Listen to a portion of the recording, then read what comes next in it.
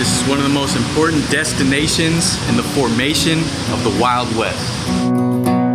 Right in this office up here is where one of the biggest discoveries in the West was first revealed.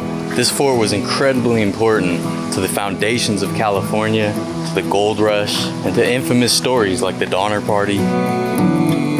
Welcome to the Something or Other.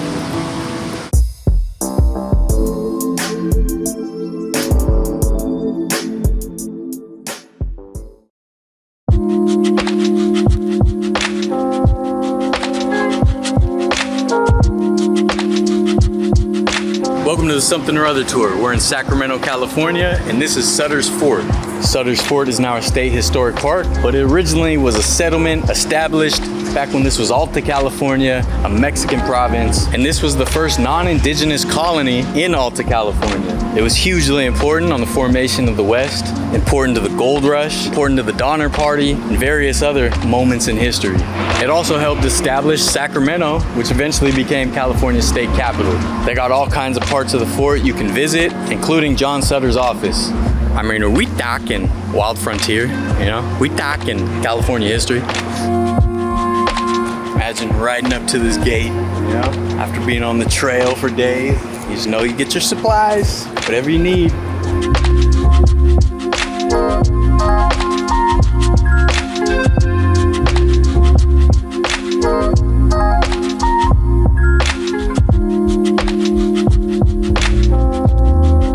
Come in, you get a handy dandy map. They recommend from the east entrance, you go clockwise. And then they have a bunch of rooms and stuff you can look in, some you can go in. This is the immigrant. I love this kind of stuff, looking in when it's all set up, kind of like it was back then. The site of the fort was established in 1839, and its head builder was a Swiss immigrant named John Sutter. John Sutter may sound familiar to you. John Sutter owned the sawmill where gold was first discovered in Northern California, which kicked off the gold rush. And part of that happened right in this building here. I'll get to that in a bit. They have an orientation room. It's like a little museum. Tells more of the history, some cool artifacts. Sutter originally named this place New Helvetia, which meant New Switzerland because he was a Swiss immigrant. Little door. This is one of the bastions in the corner of the fort, and it had mounted cannons until about 1846. And then there was a cholera outbreak, and they actually housed patients in this area. Full-blown cannons here. Man, could you imagine firing a cannon in this little room? I feel like you'd immediately go deaf. Bleeding eardrums. Take out that Tesla. So much room for activities. This is so cool. There's Steve-O up there. Look at him through the stairs. We could just totally ambush him right here, right now. A model. I love models. Wow. This whole thing doesn't even exist anymore. All the cattle, livestock. I don't even know what entrance we came in. I guess there's one over there now. There wasn't before. I like models so much that this alone is worth the trip. Oh, that's cool. They're building like a new part of the wall. Oh, I didn't even see that. That's sick. Oh, I love that sound. Oh, dude, did it? Yep. Oh, dude, he's not gonna be happy. Hey, am I ever gonna get a clone? Absolutely not. Let him get a clone. It wouldn't hurt anything. Nah. No. If it was up to me, I'm just gonna get food and stuff.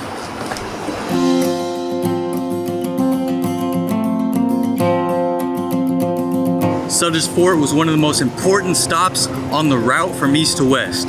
It supplied pioneers with everything they needed to complete the journey to the Pacific Ocean. Sutter's Fort is a short walk to the California state capital, and Sutter's Fort, being the first non-indigenous colony in Alta California, basically led to the growth of Sacramento as we know it. This is one of those places where it feels like you're walking on a movie set, an old Western, a John Wayne movie. You could picture like the Union Army here. You could picture the Mexican federales marching around. This is the south gate, still set up with the cannons. It's so cool, I love this.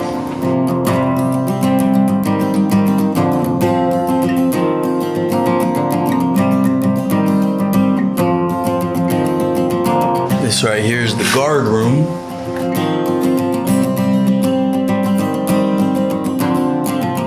Looks like this is the period trade store where you could get your supplies.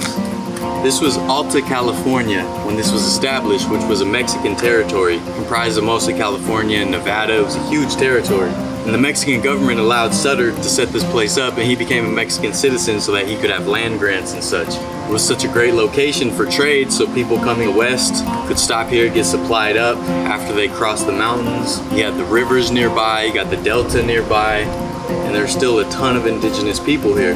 You'd have fur trappers, they come trade or sell their furs here. You could buy tools and elixirs, probably spices, some clothing, some blankets, boots. Fort began under rule of the Mexican government. John Sutter was working on their behalf. He legally became a Mexican citizen so that he could found and run this place. You guys know the Wild West and history and frontier stuff is my favorite, so I'm having a blast here.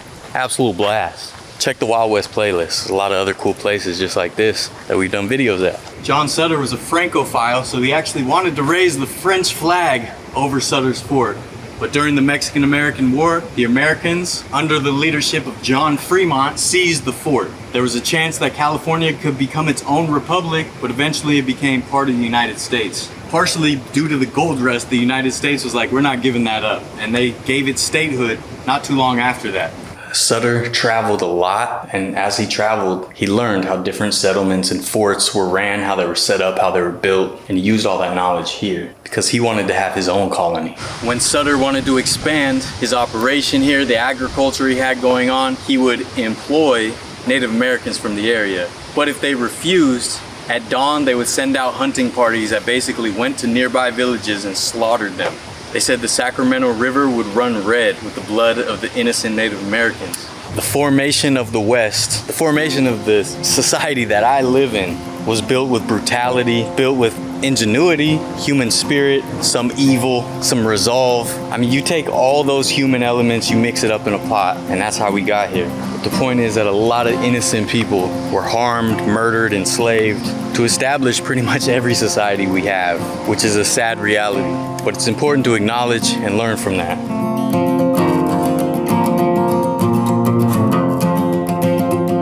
It's got the blacksmith shop, and I wish we had smell-o-vision. It smells cool.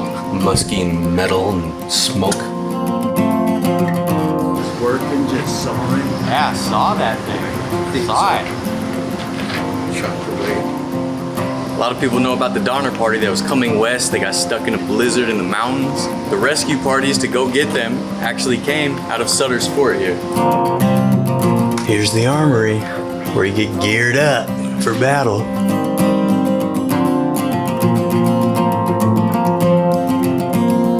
This is the vaquero room, the cowboys, for us uncultured people like me. Here's the carpenter. When John Sutter arrived, he actually had 10 native Hawaiians with him that he picked up when he had stopped in Hawaii at some point. Because Sutter showed up with 10 Hawaiians, the first structures built here at this new colony, the first non-indigenous colony in Alta California, were Hawaiian-style grass houses. He also employed some indigenous people around here. Sometimes they had no choice because they were out of resources. Sometimes he forced them. Same old story in the West. Very brutal tactics used against the indigenous people. And of course, this was indigenous land when he set this fort up. But Sutter had these crazy aspirations. He had a whole bunch of different business ventures. When Sutter arrived in this area, there was only about 1,000 European descendants in Alta California and close to 1 million indigenous people. He had this dream to set up a colony in this valley, but because it was Mexican land, he had to get permission from them, and they basically said, you can do it, but you have to become a citizen, you have to live in this territory for at least a year. So he did it, and that's why there's still one of the Mexican civil flags flying at this fort. Most of the fort's construction is all adobe. Pretty much any pioneer you can think of, any famous historical Wild West figure or pioneer, frontiersman, they came through Sutter's Fort. All right, dude, we gotta find them. We can't just let them There's loose. nothing wrong with clones, dude.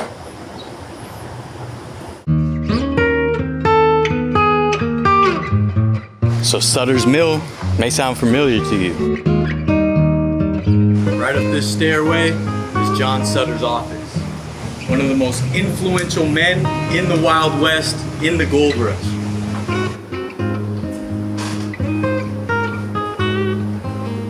Wow. Here it is. And this is it right here, John Sutter's office. And this is where he was first shown gold by one of his employees that he found down at Sutter's Mill. John Sutter had a sawmill over in Coloma, California. Right on the banks of the American River. And it was there where a guy named James Marshall, who worked for Sutter, first discovered gold. He brought it here to this office to show John Sutter. So it was right here where the gold rush word got out. The irony is the gold rush led to the demise of Sutter's Fort. People just ended up bypassing it, going further down. Yerba Buena, aka San Francisco, became bigger and bigger as people flooded the West in search of fortune. And then John Sutter, even though he had a leg up, he was one of the first to know, most of his business ventures didn't pan out. And you don't know how bad I wish I could go up there. I like how like this was the way the plaster is above it. Yeah. All this fresh adobe. You know, in a way, you kind of discovered gold when you discovered me. Yeah, but not really though, huh? Yeah, kinda. I think so. This is a clerk's office. So cool to see this stuff set up like this. Here's the doctor's office. It's where you get your arm sawed off, or your leeches, or a tooth pulled. Just think, that discovery of gold that was presented here to John Sutter from his mill down in Coloma completely changed the West, completely changed San Francisco, completely changed gold country, Northern California, completely changed America, because so much was built from the wealth that was discovered in those hills. The discovery of gold was discussed right here. It's so crazy. This led to just thousands and thousands and thousands of people flooding the West Coast. There's an awesome nonprofit that helps maintain the legacy here called the Friends of Sutter's Fort.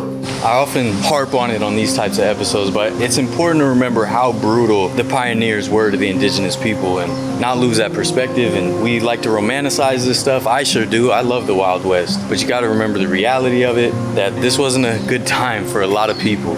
A lot of indigenous people worked here, but they really had no choice. And some of them were just straight up forced. Sometimes they were just straight up hunted down. Bounty system. All their resources were being depleted by the pioneers. Malaria struck, killed like 70% of the indigenous population in a single year.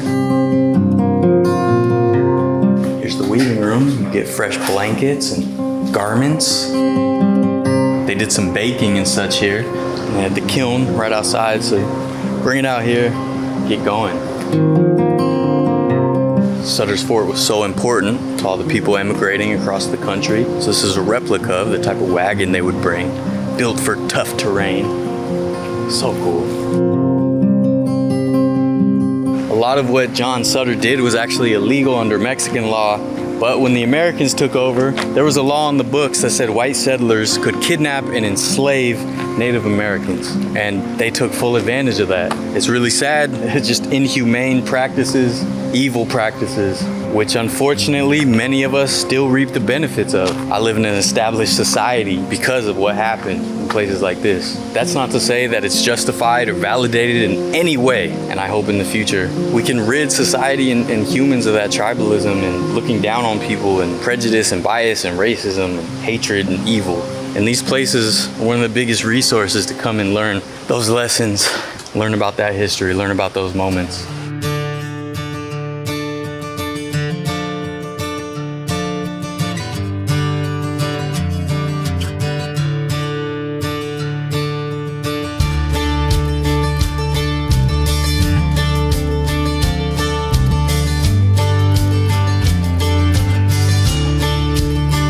Another bastion up here on the other corner. So unfortunately, most of the original fort is long gone, but it was rebuilt. The central building where Sutter's office is the only original building still left. Meetings like the one in here formed the West. There's so much more to the history here. There's so much more to John Sutter, to John Fremont, who took control of this place. Obviously, I can't pack it all into one video, so I highly recommend that you come here yourself if you're ever in Sacramento or nearby. I love this place. This is such a cool stop. This is such a cool visit.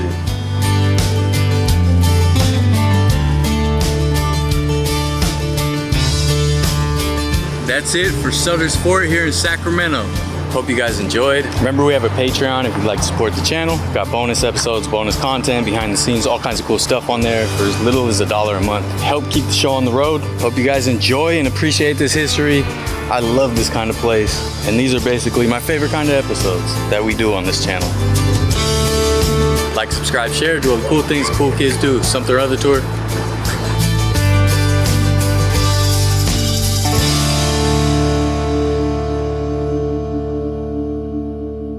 There's also California State Indian Museum over here. We ran out of time today. It closes soon.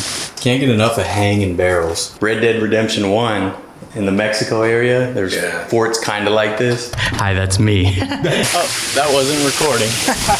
God, we love it. How much do we love it? So much.